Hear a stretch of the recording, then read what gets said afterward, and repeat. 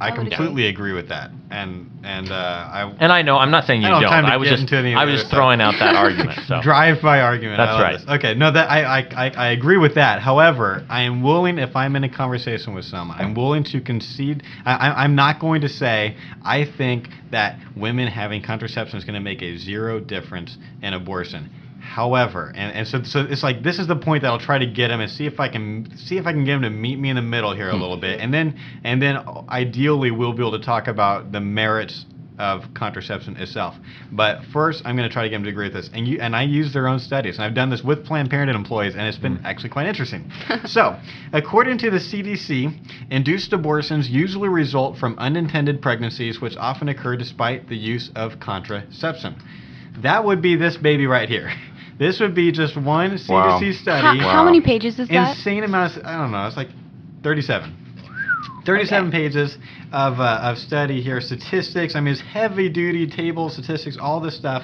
And they're saying abortions usually result from pregnancies that occurred despite the use of contraception. And that's CDC, the Center for Disease Control? That would be the Center for Disease Control. And the CDC, and Lori, Walter's wife also made a good point before we started. The CDC did come out saying that the only way to prevent STDs and unintended pregnancies is abstinence, which to me, I was just bugged when that came out because I was like, okay, I just want to know how many millions of dollars did they spend on that study, and how many people and time went into that one. I mean, it's like, couldn't you just asked me? I could have told you that. That's a pretty easy one. I'm glad you came up with that. But anyway, I mean, the CDC does back us up on that. Okay. Secondly, Alan Guttmacher Institute. Okay. Once again, Planned Parenthood research arm. Right. You can print this PDF off of their website. Of course, I will have links to all of this on the website because I want you to have as much access to this as I've got. We believe in access to information about contraception. That's exactly right. Free information. So, according to the Alan Guttmacher Institute, 54% of women having abortions used a contraceptive method during the month they became pregnant. 54% of women. I want you to get this. 54% of women having abortions. It's not like they used contraceptions one day in their life. They were the month they became pregnant. And then their common response is this, because I brought this up to Planned Parenthood employees one time, and they said, well, maybe they weren't using it correctly. And I was like, oh, I'm glad you brought that up, because according to this, 13 to 14% of them were using it correctly in these studies. And so obviously, it's a lot more than just non-access to contraception that goes into abortion rates. And to add to that, Josh, if there are many more people who get pregnant on birth control than those who have abortions. I have a really good friend who was a birth control baby, and a really good friend who just had a birth control baby. So it's not 100%. I'm glad it didn't work for them. Well, and that is an interesting point, though, Liz, because that seems to imply that it's just amazing to think that everybody out there and we know that it's a huge percentage of women, a huge number of women that are using contraception, and just the ones that fail and decide they want to have an abortion, those amount for 50% of abortions. That's just incredible. So. Yeah. Number 3. Katha Pollitt, who is a pro-abortion feminist who wrote in The Nation, and she wrote this article called Pro-Choice Puritans, and she actually wrote that the fact is there will never be zero abortions. Half the women who abort are using birth control already. Even in small, tidy, prosperous Sweden and the Netherlands, there are abortions.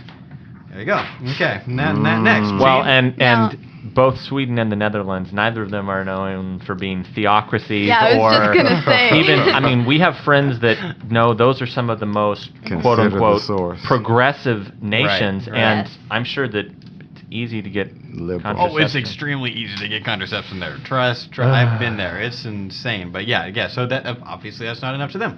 Jane Galt, who describes herself as being pro-abortion choice, which is the term that I like to use on here. So I think that's actually where I got it. But pro-abortion choice, she writes that, and she actually did this thing just specifically about whether access to contraception has that much of an effect on abortion rates. And she actually took, and I love this about her, she took Planned Parenthood's best study they had ever done to prove her point that it doesn't do that much.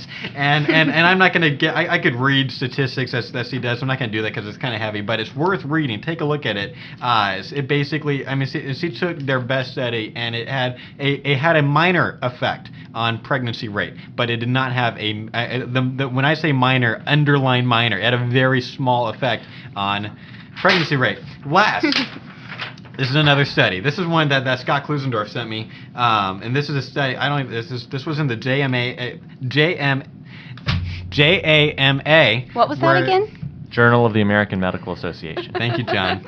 This is just another study. They were basically just looking at the effect that contraception has on reducing pregnancies, unwanted pregnancies. And so they basically, they would split people up into 3 control groups, and one of them they would give them all the birth control they could have and tell them, please use it, beg them to use it, teach them how to use it, this whole thing. And the second, less of that, and then the other one, nothing. And you want to know what they found out? It made 0 difference.